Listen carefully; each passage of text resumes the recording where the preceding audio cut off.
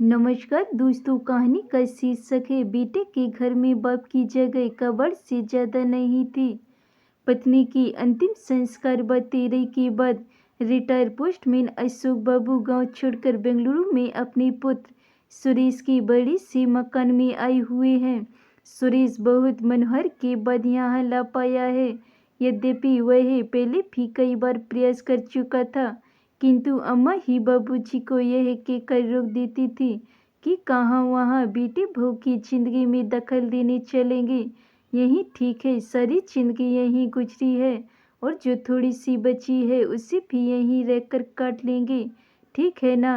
अशोक बाबू का मन हमेशा आने को कहता, लेकिन पत्नी के ऐसा कहने से उनकी इच्छा मर जाती और वो कभी बेटे के पास नहीं। पर इस बार कोई साक्षात अवरोध नहीं था और पत्नी की स्मृतियों में बेटे की स्नेह से अधिक ताकत नहीं थी। इसलिए अशोक बाबू बेंगलुरु आ ही गए हैं। वहाँ अकेली पत्नी के बिना रहना मुश्किल था। घर कट खाने को दौड़ता पत्नी थी तो एहसास नहीं होता था, लेकिन अब अशोक बाबू को पत्नी की यादों के सहारे रहना बड़ा मुश्किल था। सुरेश एक मल्टीनेशनल कंपनी में इंजीनियर है। उसने आलीशान घर व गाड़ी ले रखी है। सुख सुविधा की हर चीज घर में है। घर में घुसते ही अशोक जी ठिठक कर रुक गए। गुदगुदी मेट पर पैर रखे ही नहीं जा रही थी। उनकी दरवाजे पर उन्हें रोका देखकर सुरेश बोला, आइए बाबूजी, अंदर आइए। वहाँ क्यों रुक गए? बेटा, मेरे गंदे पैरों से यही कालीन गंदी तो नहीं हो जाएगी? बाबूजी, आप उसकी चिंता न करें। आइए, यहाँ सोफे पर बैठ जाइए।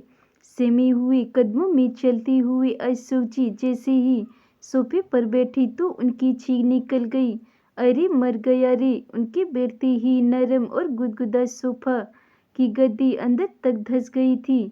इसे अशोक जी चीख कर चीख पड़े थे, क्योंकि ये सब उनके लिए नया है। उन्होंने कभी ऐसी चीजें न देखी नहीं थी।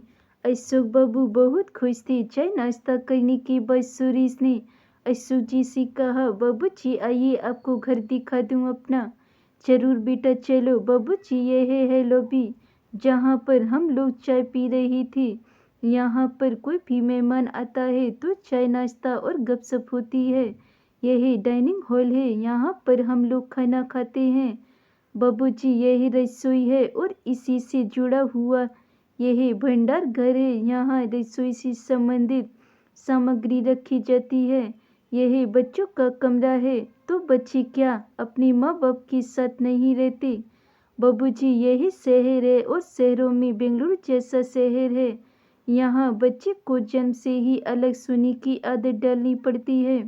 माँ तो बस समय समय पर उसे दूध पिला देती है और उसके सिसकर आया आकर कर जाती।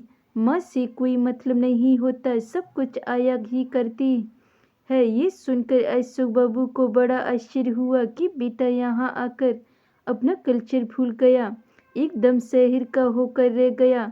थोड़ा ठहर कर सुरेश ने आगे कहा, बाबूजी, यह आपकी बहू और मेरे सोने का कमरा है और इस कोने में यह गेस्ट रूम है।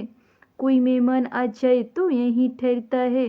यह छोटा सा कमरा कुत्ते के लिए है। कभी कोई जानवर, कुत्ता आदि पाला गया तो उसके लिए व्यवस्था कर रखी है।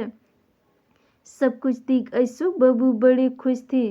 सीढ़ियाँ चढ़कर ऊपर पहुँचते सुरेश ने लंबी चौड़ी छत के एक कोने में बने एक टीन की छत वाले कमरे को खोलकर दिखाती हुई कहा, बाबूजी, यही है घर का कबाड़ खाना। घर की सब टूटी फूटी और बेकार वस्तुएं यहीं पर एकत्रित कर दी जाती हैं और दिवाली होली पर इसकी सफाई कर दी जाती है।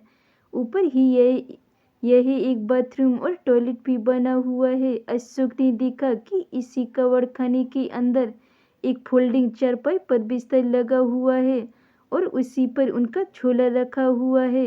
अशोक जी ने पलट कर बेटी की तरफ देखा, किंतु वह नीचे जा चुका था।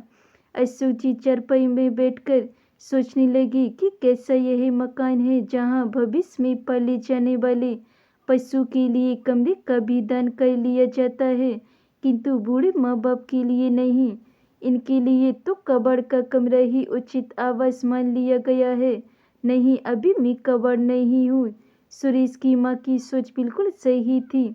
मुझे यहाँ नहीं आना चाहिए था। अगली सुबह जब सुरेश अशोक के लिए चाय लेकर ऊपर गया तो कक्ष को खाली पाया।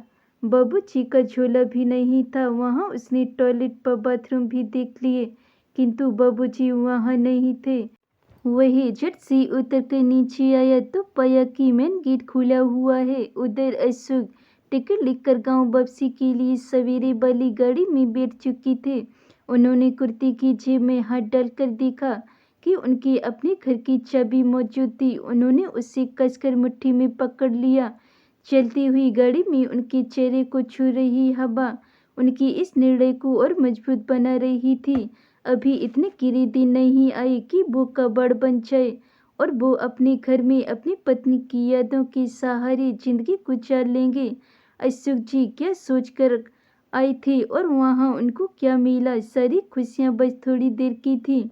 अशोक जी ने सोचा, अपने दम से दम है। हमें खुद को ऐसा बनाना चाहिए कि हमें किसी के सहारे की जरूरत न पड़े, क्योंकि बुढ़ापे में बेटों के घर में माँ बाप के लिए जगह नहीं होती। धन्यवाद दोस्तों। अगर ये मेरी कहानी आपको पसंद आई हो तो वीडियो को लाइक कमेंट शेयर जरूर करें। अगर चैनल पे नए हैं तो चैनल को जरूर सब्सक्राइब कर लीजिएगा। मिलते हैं ऐसी और नई कहानियों के साथ। तब तक के लिए बाय बाय।